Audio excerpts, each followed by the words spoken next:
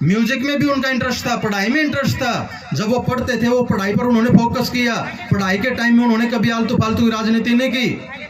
पहले हमें पढ़ना होगा, जब हमारे अंदर कुछ नॉलेज होगी ना, जब हमारे अंदर नॉलेज होगी तो हमारे सामने कोई टिक नहीं पाएगा। लेकिन जब हमारे अंदर कोई नॉलेज ही नहीं होगी तो हम कहीं डट नहीं पाएंगे। और आज के टाइम में यही हो रहा है। बाबा साहब ने हमें अधिकार दे दिए, पढ़ने लिखने का सब दे दिया, और हम लोग क्या कर रहे हैं? सरकारी नौकर बनने के लिए लाइनों में लगे हुए हैं। पर नौकरी क्या कर ली? पीएचडी की।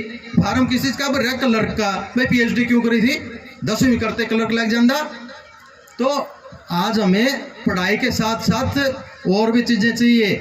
नौकरी नहीं है आज। अगर हम ये सोचें भी हमारे बच्चे अब कई है जो सरकारी नौकरी में जो लगे हुए हैं, वो ये क्या चाहते हैं? भाई मैं भी सरकारी नौकर था पर मेरा उलायद भी सरकारी नौकर बना है। क्यों भाई? सरकारी नौकरी पर रह के क्या किया आपने? अपने बच्चों को अगर सरकारी नौकरी बना रहे हो तो आपने क्या किया है?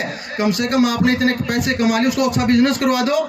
एक जो गरीब आदमी है, एक मजदूर तबके से है, सरकारी नौकरी तो एक उठाने के लिए जब थोड़ा ब्योत हो गया तो अपने आप को बिजनेस में करो। लेकिन हम अपने अंदर एबिलिटी नहीं बढ़ा रहे।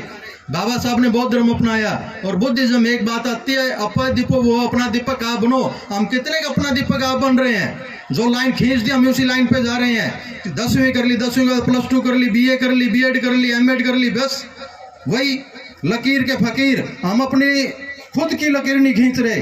अगर आज मैं बात करूं, ये माइक किसने बनाया या जो भी चीजें हैं किसने बनाई? ये जो बना के हम क्या बना रहे हैं? एक समय था जब, अगर मैं वैसे जातिवाद की बात नहीं करना चाहता, भी कहते हैं ना, चमार एक टाइम में जूते बनाता था। कम से कम जूते तो बनाता था, उसको कुछ जूते बनाने तो आते थे। आज के चमारे तो जूते भी नहीं बनाने आते हैं। वो और उनको आता क्या है? कुछ भी नहीं आता। केवल मजदूरी दिहाड़ी करनी आती है। जो हमारी कॉलोनियां हैं, जो हमारे गांव हैं, वो केवल मजदूरों की मंडी बन गए हैं। जब मजदूरों की जरूरत पड़ती है ना, वो कहाँ आते हैं? हमारी बस्तियों में। तो हमें मजदूरों की मंडी से बिजनेसमैनों की मंडी बनना है। हमें बिजनेसमैन बनना है, अपने अंदर एबिलिटी बढ़ानी है। नौकरी नहीं है, नौकरी के साथ साथ हमें बिजनेस भी करने हैं। तो आप सबसे निवेदन है कि बिजनेसमैन बनो, क्योंकि एक बिजनेसमैन ही एक वो सिस्टम जो सब कुछ बदल सकता है। आज के टाइम में हमारे पेंटर होंगे लेकिन पेंट की दुकान नहीं होगी। आज हम सब ने कपड़े पहन रखे, पूरे कुरुक्षेत्र की बात करता हूँ, किसी भी ढंगसर के आदमी कपड़े की दुकान नहीं है। हम सब ने जूते पहन रखे हैं, कोई ढंगसर की स्पोर्ट्स के जूते और लेने चलो, हमारे जूतों की दुकान नहीं है कहाँ? हम मोटरसाइकिल हम सब के घरों में है, लेकिन एजेंसी कितनी है पूरे हरियाणा में हमारी मोटरसाइकिल की? आज हमारे बाबा साहब की कृपा से हमारे पास सबके पास गाड़ियां हैं। गाड़ियां कितनी एजेंसी है हमारे पास? हमें सोचना पड़ेगा हम कहाँ हैं। हम बहुत पिछड़े हुए हैं, हम लकीर के फकीर बने हुए हैं। हमें लकीर के फकीर से सिस्टम सुधारना पड़ेगा। जो बाबा साहब यानी साहब काशीराम कहते थे, 85% वोट हमारा, राज तुम्हारा नहीं चलेगा। इसी प्रकार जो 85% का पैसा है ना, वो 15% के पास जा रहा है और वो 15% अमीर होता जा रहा है और 85% वहीं का वहीं है। उसके अंदर कोई सुधार नहीं है। अभी पीछे से कोरोना काल आया था। कोरोना काल में हम सब घरों में कैद हो गए थे। जो बीमारी थी भी नहीं उसको बीमारी बनाया गया। लेकिन उस बीमारी से हमने क्या सबक लिया? हमने कोई सबक नहीं लिया। हम केवल वही लकीर के फकीर जो कोरोना काल से पहले हमारी हालत थी, आज उससे बदतर है। आधी कंपनियां बंद हो गई, आधी फैक्ट्रियां बंद हो गई, आधे लोगों के रोजगार चले गए, लेकिन फिर भी हम नहीं सुधर रहे, फिर भी हम अपना बिजनेस नहीं कर रहे।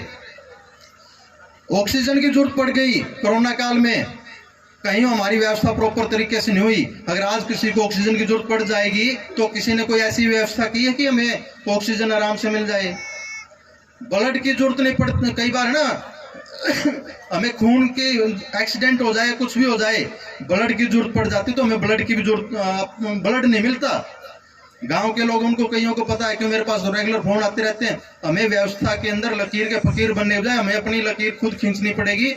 और कोई जरूरी नहीं सरकारी नौकरी है, डांसिंग भी बहुत बड़ा सब्जेक्ट है। डांस सीखो। और पेंटर होता है, पेंटर में एक तो मान लो सफेदी कर दी, केवल सफेदी कर दी तो वो पेंटर बन गया। लेकिन पेंटिंग के अंदर भी दुनिया भर की कलाकारी होती है। आप मेरे सामने आगे खड़े हो जाओ, मैं पेंसिल से आपकी फोटो बना दूं तो उसकी वैल्यू बढ़ जाती है। आपसे कोई भी कलाकारी जब हम करते हैं ना, वो फोटो लाख लाख रुपए की बिकती है। कहते पेंटर तो बहुत कुछ इसी प्रकार से बहुत अलग अलग फील्ड में है। बाकी और भी साथी दूर दूर से आए हुए हैं, उनको भी समय देना जरूरी है।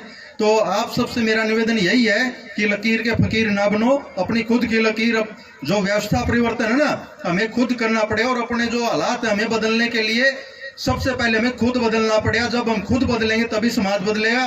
और फतेहपुर गांव के अंदर ये जो बाबा साहब का जन्मोत्सव मनाया गया बहुत ही तारीफ के काबिल है कि महिलाएं भी यहाँ काफी संख्या में पहुंची है। तो आप सबका बहुत बहुत धन्यवाद। जय भीम, जय भारत।